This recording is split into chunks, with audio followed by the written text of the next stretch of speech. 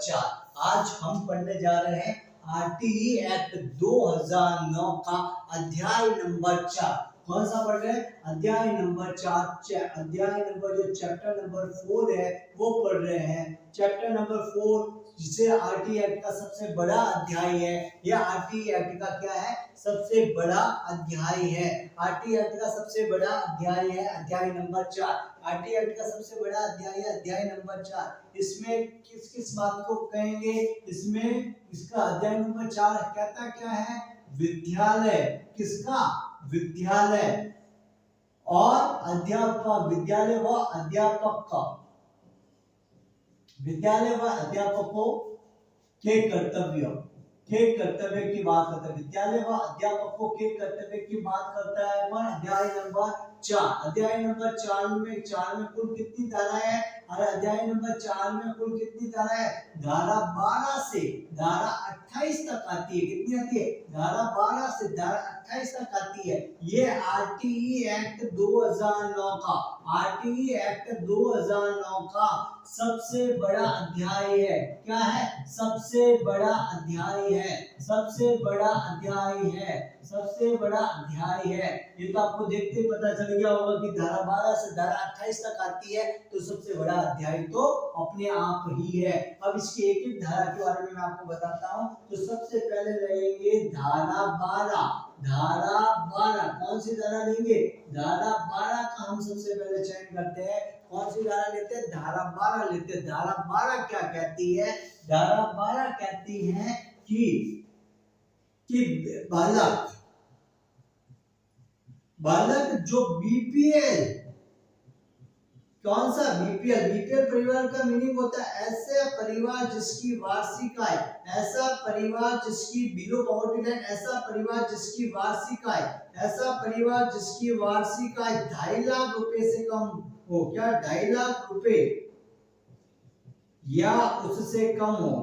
2.5 लाख रुपए से कम हो या उससे कम हो। 2.5 लाख रुपए या उससे कम। ऐसा परिवार जिसकी वार्षिक आय, ऐसा परिवार जिसकी वार्षिक आय 2.5 लाख रुपए या उससे कम हो।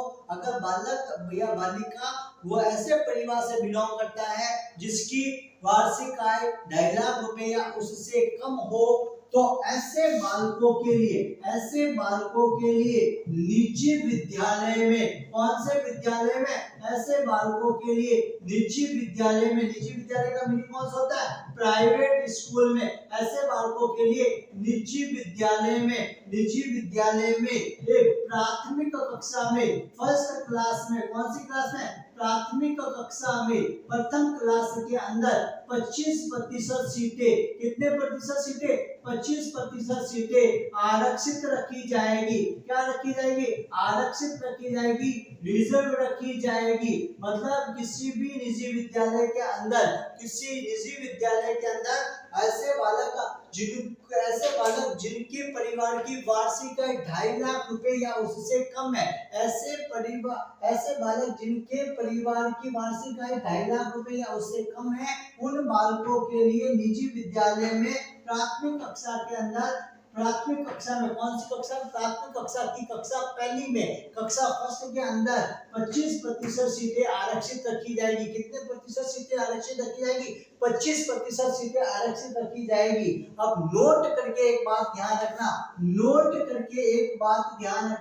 ये नोट बहुत ज्यादा इंपॉर्टेंट है। एक बार जिस बालक ने ये फैसिलिटी ले ली, एक बार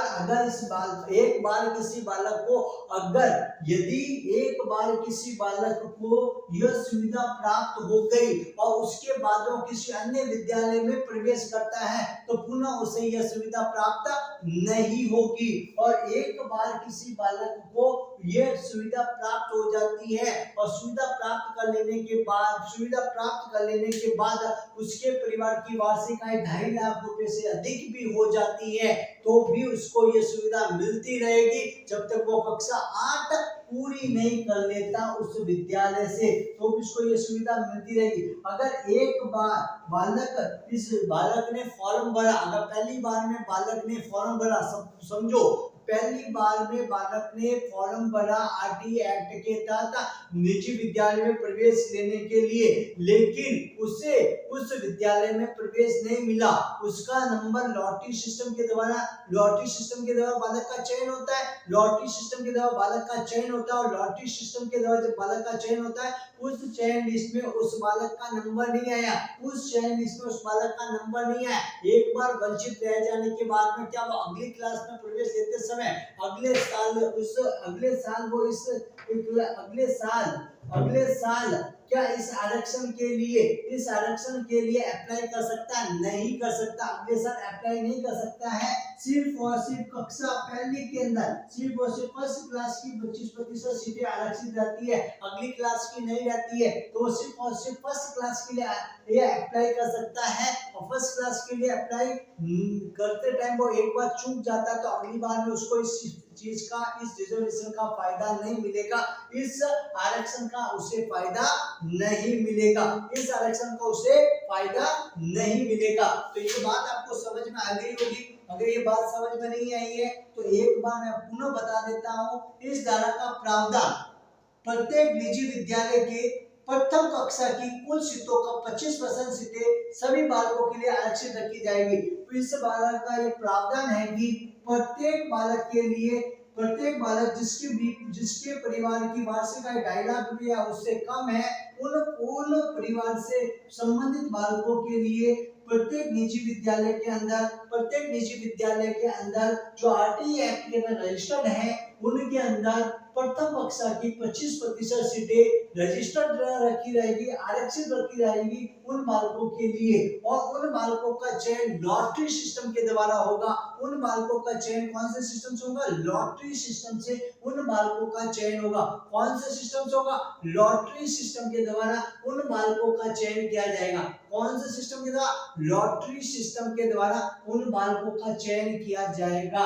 और एक बार जिस बालक को फायदा मिल गया उसे बार बार इस स्कीम का रिजर्वेशन का फायदा नहीं मिलेगा। और एक बार पहली बार में अगर जो बालक रिजर्वेशन से वंचित रह गया तो उसे अगली बार में इस रिजर्वेशन का फायदा नहीं मिलेगा। और एक बार अगर किसी बालक को इस रिजर्वेशन का फायदा मिलता है, उसके बाद में कुछ समय बाद में अगर उसके परिवार की वार्षिक आय 2.5 लाख रुपए से अधिक हो जाए तो भी उसका रिजर्वेशन बना रहेगा जब तक वो प्रारंभिक शिक्षा पूरी नहीं कर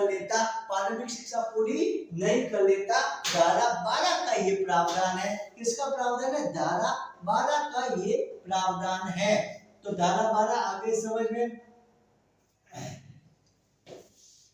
25% सीटों का आरक्षण होता है, और इनका जो चयन किया जाता है वो लॉटरी सिस्टम के द्वारा किया जाता है। कौन से सिस्टम के द्वारा किया जाता है? लॉटरी सिस्टम के द्वारा। धारा 13 प्रवेश शुल्क पर प्रतिबंध।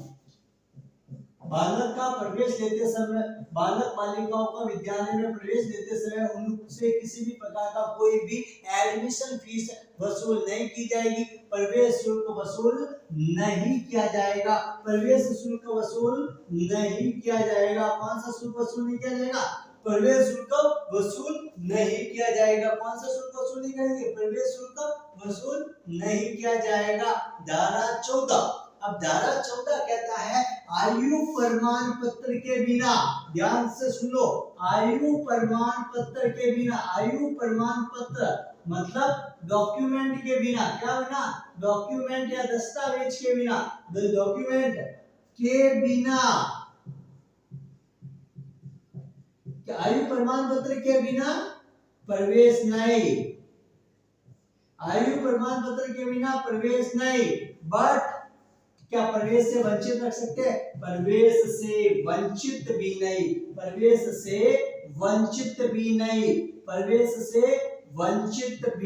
नहीं।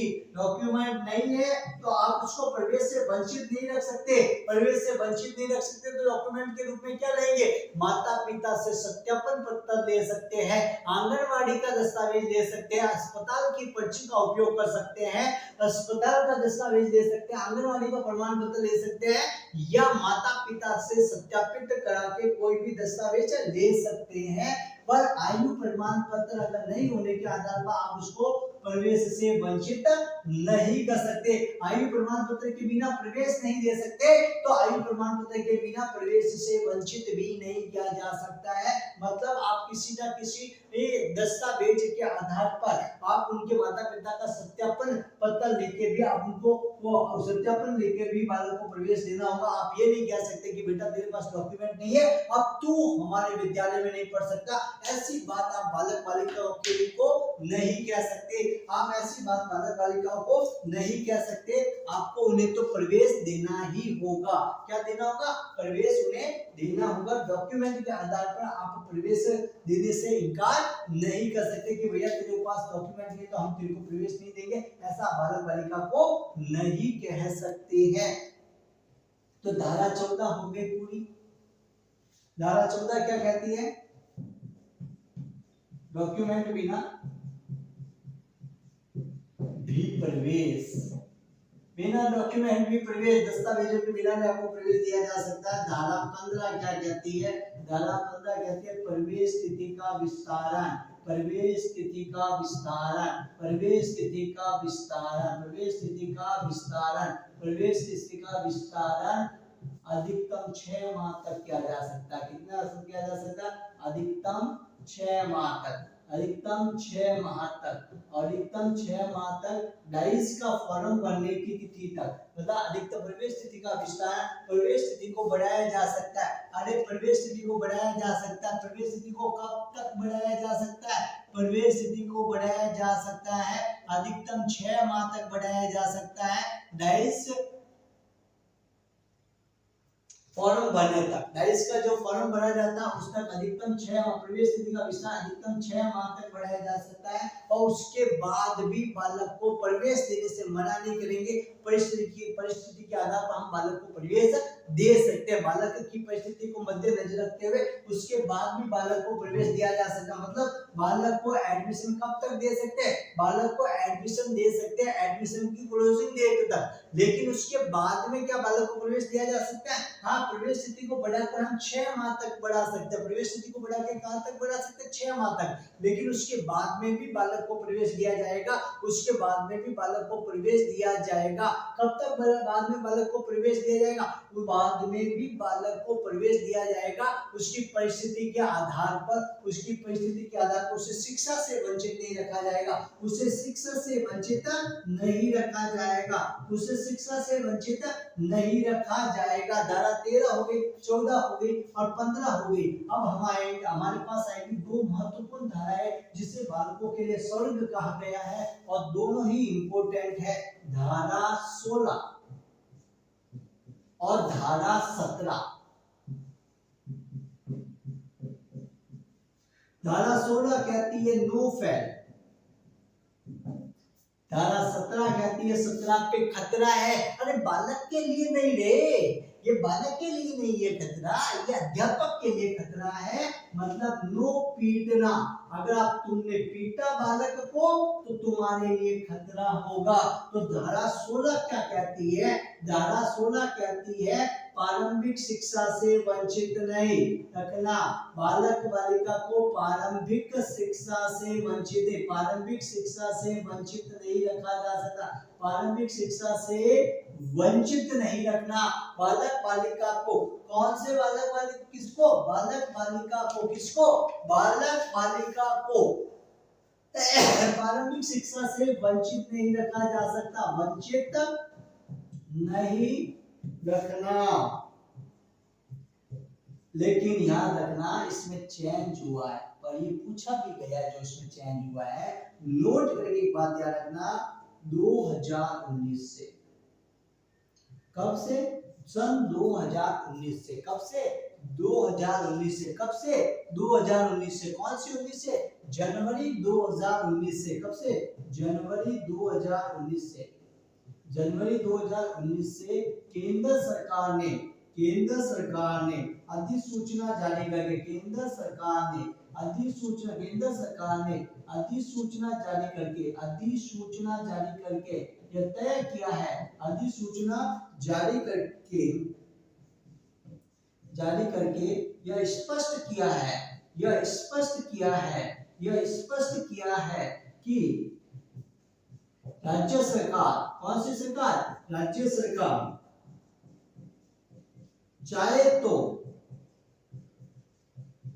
बालक बालिका को, कौन किसको, बालक बालिका को प्रारंभिक शिक्षा, प्रारंभिक शिक्षा प्राप्त करने से, क्या करने से, प्राप्त करने से वंचित रख सकती है, क्या रख सकती है, वंचित रख सकती है, प्रारंभिक शिक्षा को प्राप्त करने से वंचित रख सकती है। क्या 2019 से केंद्र सरकार ने अधिसूचना जारी करके स्पष्ट किया है कि राज्य सरकार चाहे तो बालक बालिका को प्रारंभिक शिक्षा प्राप्त करने से वंचित रख सकती है। मतलब अगर स्टेट गवर्नमेंट चाहे तो बालक बालिका को फेल कर सकती है, उसे फेल करने से नहीं रोक सकता, लेकिन पहले फेल नहीं किया जाता था। और यहाँ पे क्या कहता है, धारा 17, धारा 17 क्या कहती है भैया, धारा 17 कहती है नो पीटना, बालक बालिका को प्रताड़ना नहीं करना, बालक बालिका को प्रताड़ना नहीं करना, बालक बालिका, बालक बालिका के साथ, बालिका को प्रताड़ित नहीं करना, प्रताड़ित नहीं करना। अध्यापक के द्वारा शारीरिक रूप से, मानसिक रूप से किसी भी प्रकार से बालक बालिकाओं को प्रताड़ित नहीं किया जाएगा। अगर ऐसा करते हुए पाया जाता है तो उसके ऊपर अनुशासनात्मक कार्रवाई की जाएगी और 3 माह तक का उसे कारावास दिया जाएगा। ऐसा करने पर अनुशासनात्मक कार्रवाई व 3 माह का इस धारा का उल्लंघन करने पर, इस धारा का उल्लंघन करने पर प्रताड़ना नहीं करना, प्रताड़ित नहीं करना, उल्लंघन करने पर 3 माह का कारावास, कितने माह का कारावास, 3 माह का कारावास, कितने माह का कारावास, 3 माह का कारावास। और अगर इस धारा का उल्लंघन करने पर कौन सा, 3 महीने का कारावास, कितने महीने का कारावास, 3 महीने का कारावास। और अनुशासनात्मक कार्रवाई की जाएगी, कौन सी कार्रवाई की जाएगी, अनुशासनात्मक कार्रवाई की जाएगी, अनुशासनात्मक कार्यवाही की जाएगी, कार्यवाही की जाएगी। 3 माह का कारावास व अनुशासनात्मक कार्रवाई की जाएगी। धारा 17 का उल्लंघन करने पर अनुशासनात्मक कार्रवाई की जाएगी और 3 माह का कारावास होगा। कितने माह का कारावास होगा भैया, 3 माह का कारावास होगा। अब देखना धारा 17 और धारा 16, इन दोनों को ध्यान से देख लो कि दोनों के दोनों में फायदा किसका है, बच्चे का फायदा है। एक में कहता है बेटे को फेल नहीं करना, दूसरे में कहता है बेटे को पीटना नहीं, लाड प्यार से रखना। तो ये दोनों धाराएं बालक के लिए स्वर्ग की धाराएं कहलाती। कौन सी कहलाती है, बालक के लिए, बालक के लिए स्वर्ग की धाराएं है। कौन सी धारा है, स्वर्ग की धारा कहलाती है। कौन सी धारा कहलाती है, बालक के लिए स्वर्ग की धारा कहलाती है, धारा कहलाती है, कहलाती है। बालक के लिए धारा 16 और 17 दोनों के दोनों कौन सी धारा कहलाती है, बालक और बालिका के लिए दोनों धारा 16 और धारा 17 स्वर्ग की धारा कहलाती है। किसकी धारा कहलाती है, स्वर्ग की धारा कहलाती है। कौन सी धारा कहलाती है, स्वर्ग की धारा कहलाती है, क्योंकि इसमें फायदा सिर्फ और सिर्फ बच्चे का है। एक बात याद रखना, ये प्रश्न आया था हाल ही में, किस धारा में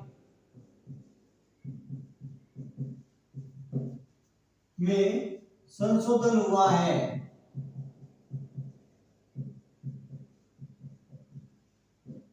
हाल ही में किस धारा में संशोधन हुआ है, नवीनतम संशोधन किसमें हुआ है, धारा 4, धारा 11, धारा 16, धारा 17। देखो धारा 4 कहती है आयु के अनुसार प्रवेश, ये पूर्व प्राथमिक विद्यालय से संबंधित है। ये बालक को फेल नहीं करना, ये बालक को पीटना नहीं। स्वर्ग की धारा 16 और 17 होती है। और अब आपसे पूछा जाता है संशोधन कौन सी धारा में हुआ है, तो धारा 16 में संशोधन हुआ है। कब हुआ, जनवरी 2019 में हुआ है। जनवरी 2019 में धारा 16 के अंदर संशोधन हुआ है। और धारा 16 के अंदर जनवरी 2019 के अंदर जो संशोधन होता है, अरे जनवरी 2019 में धारा 16 के अंदर संशोधन होता है। और धारा 16 के अंदर जो संशोधन होता है उसके तहत ये क्या जाता है, केंद्र सरकार ने अधिसूचना जारी करके स्पष्ट किया कि राज्य सरकार चाहे तो क्या कर सकती है, बालक को फेल भी कर सकती है। राज्य सरकार चाहे तो बालक को क्या कर सकती है, फेल कर सकती है। क्या कर सकती है, फेल कर सकती है। तो धारा 16 में हाल ही में परिवर्तन हुआ है। ये बहुत ज्यादा इंपॉर्टेंट सवाल है। और अगर आपसे पूछा जाए स्वर्ग की धारा कौन कौन सी है, तो स्वर्ग की धाराएं सिर्फ और सिर्फ दो है। कौन सी है, एक है आपके 17, एक है 16।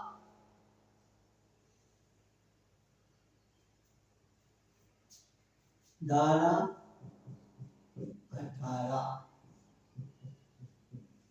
विद्यालय की मान्यता लेना अनिवार्य।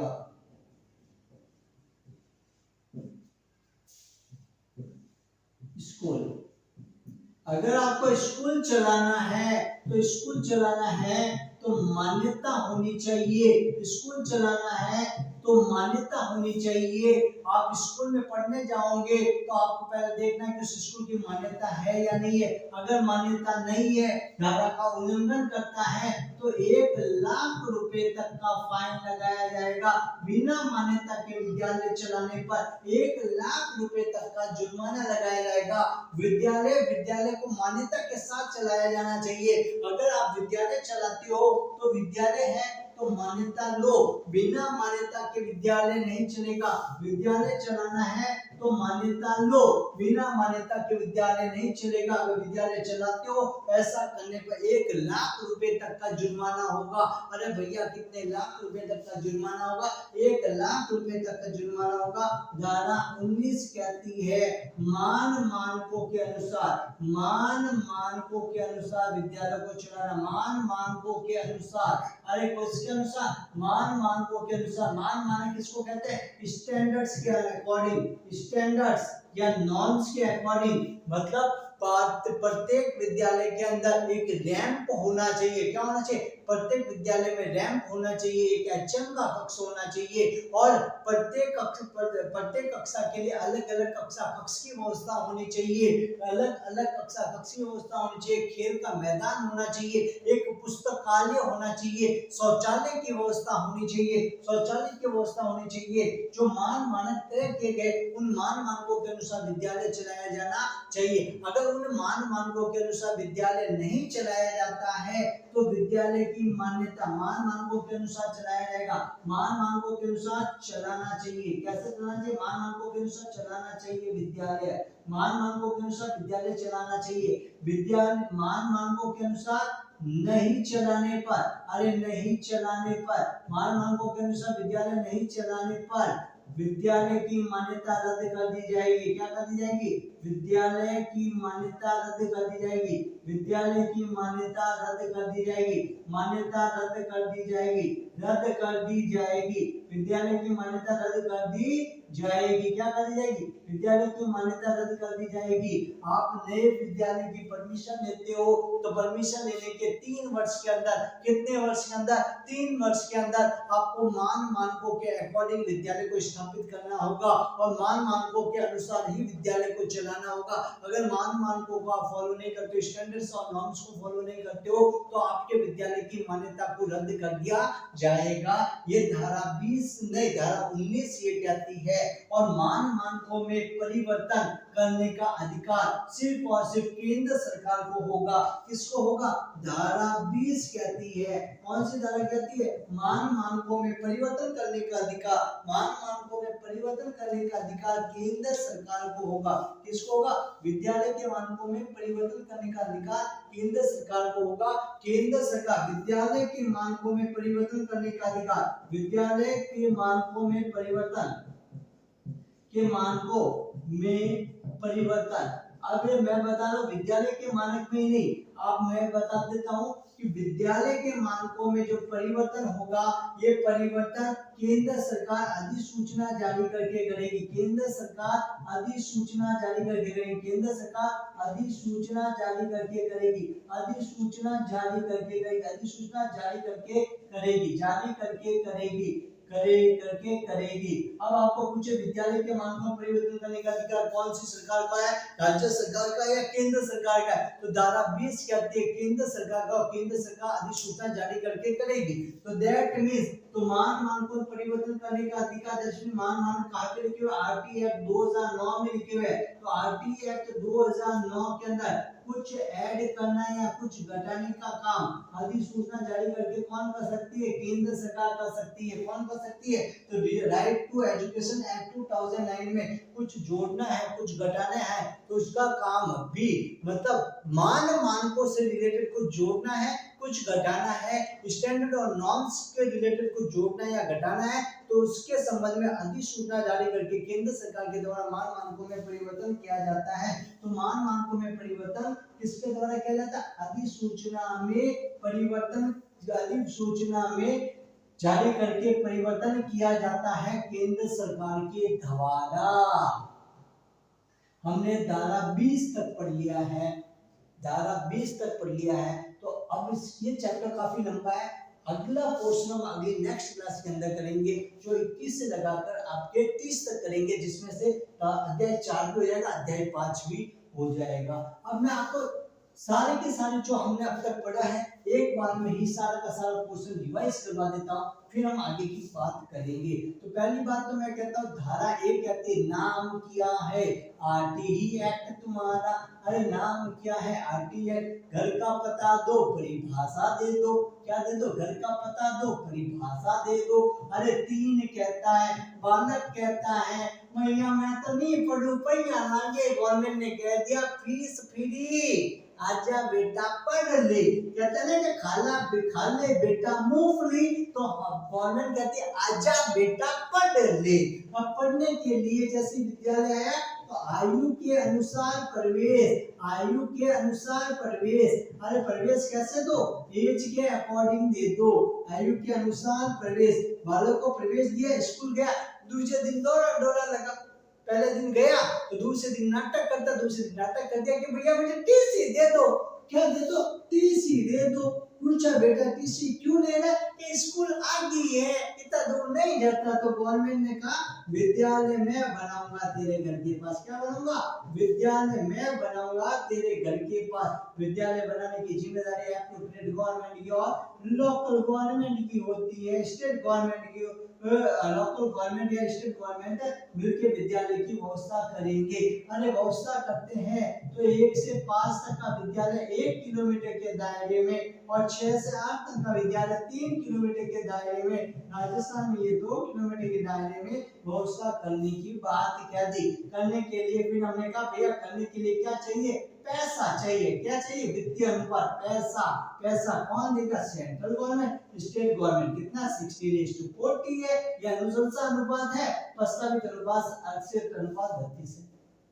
अनिल बोलो समिति के अंदर फिर आ जाता है आपको क्या क्या, इसने कहा कि पैसा चाहिए, तो पैसे की बात आती है 68:32।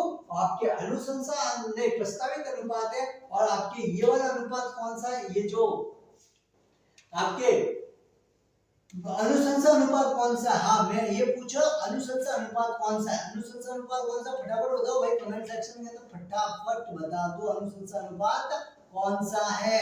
अरे अनुशंसा अनुपात कौन सा है? 60:40 है भाई, लिखा हुआ है ना, क्या बात कर रहा है। फिर आ जाता है समुचित सरकार के कर्तव्य। एप्रोप्रिएट गवर्नमेंट का काम है भैया बालक के लिए स्कूल बनाएगा और उसमें टीचर की व्यवस्था करेगा। ये आपके स्थानीय सरकार के कर्तव्य। स्थानीय सरकार के कर्तव्य, पहली बात तो ये स्कूल की व्यवस्था करेगा, स्थानीय सरकार का एक कर्तव्य। दूसरा कर्तव्य इसका इंस्पेक्शन करेगा, और समुचित प्राधिकारी की नियुक्ति करेगा। फिर धारा 10 आ जाती है, माता पिता के कर्तव्य। माता पिता को कहती है बच्चे, गवर्नमेंट कहते हैं भैया हमने तो उसके घर के पास में स्कूल खोल दिया, सब कुछ कर दिया है, हम तो घर पे नहीं आ सकते पढ़ाने के लिए, आप बच्चे को कहो कि विद्यालय आए। तो माता पिता ने कहा कि बच्चा कैसे नहीं आता है, भेजेंगे तो लपड़ मार के भेजे या थप्पड़ मार के भेजे या खुशी से भेजे या राजी खुशी से भेजे या मना के भेजे या पुचकार के भेजे, कैसे भी भेजे, विद्यालय में भेजने का कर्तव्य माता पिता का है। क्योंकि गवर्नमेंट विद्यालय बना के दे सकती है, पर स्कूल में भेजने का काम तो माता पिता का होगा। और धारा 11 कहती है, वाला कहता अभी मैं छोटा हूँ और मैं स्कूल कैसे जाऊँ, कैसा हूँ, छोटा हूँ, मैं तो नन्हा सा छोटा सा बच्चा हूँ, मैं स्कूल कैसे जाऊँ। तो स्कूल कैसे जाऊँ, तो धारा 11 कहता है भैया 3 से 6 तक के बालक बालिकाओं के लिए पूर्व प्राथमिक विद्यालय, पूर्व प्राथमिक विद्यालय, कौन सा विद्यालय, पूर्व प्राथमिक विद्यालय आंगनवाड़ी के माध्यम से व्यवस्था की गई है। आंगनवाड़ी के माध्यम से पूर्व प्राथमिक विद्यालय की व्यवस्था की गई है। तो धारा 11 तक मैंने लगातार एक के बाद एक सेक्शन बताए हैं। अब आगे वाला जो सेक्शन आएगा वो आपका आ जाएगा धारा 12 कहती है। तो धारा 12 कहती है बीपीएल परिवार के बच्चों के लिए निजी विद्यालय में प्राइवेट स्कूल के अंदर 25% सीटें आरक्षित होगी, और एक बार जिसने इसका फायदा ले लिया उसे दूसरी बार इसका फायदा नहीं मिलेगा। और पहली बार में अगर वो फायदे से वंचित रह जाता तो दूसरी बार वो अप्लाई नहीं कर सकता है। धारा 13 कहती है, देखो धारा 13 कहती है एडमिशन फीस नहीं ली जाएगी, अरे एडमिशन फीस नहीं ली जाएगी। 14 ये कहती है, देखो धारा 13 कहती है कि एडमिशन फीस ली जाएगी, नहीं ली जाएगी। 14 कहती है डॉक्यूमेंट के आधार पर प्रवेश से रोका नहीं जा सकता है। 15 कहती है प्रवेश तिथि का निष्पादन 6 माह तक किया जा सकता है। धारा 16 कहती है भैया फेल नहीं करोगे, पर जनवरी 2019 के अंदर, कब नोट में लिखना, जनवरी 2019 के अंदर राज्य सरकार को, केंद्र सरकार ने अधिसूचना जारी करके राज्य सरकार को अधिकार दिया है कि वो फेल भी कर सकती है, बच्चे को फेल भी कर सकती है। आपके प्रारंभिक शिक्षा ग्रहण करने से बच्चे को रोका जा सकता है, वंचित किया जा सकता है। 17 कहता है नो पीटना, नो ठोकना एंड नो पीटना, नो कुटाई करना। 17 कहता है नो पीटना, नो ठोकना, नो कुटाई करना। अब भैया हमें तो रोज पिटाई होती थी, पर आज के टाइम में ये मत करना। अगर आज के टाइम में तुमने ये कर दिया है तो 3 साल की तो जेल होगी, अरे 3 साल की सजाए जेल होगी और अनुशासनात्मक कार्रवाई भी होगी, अनुशासनात्मक कार्रवाई भी होगी।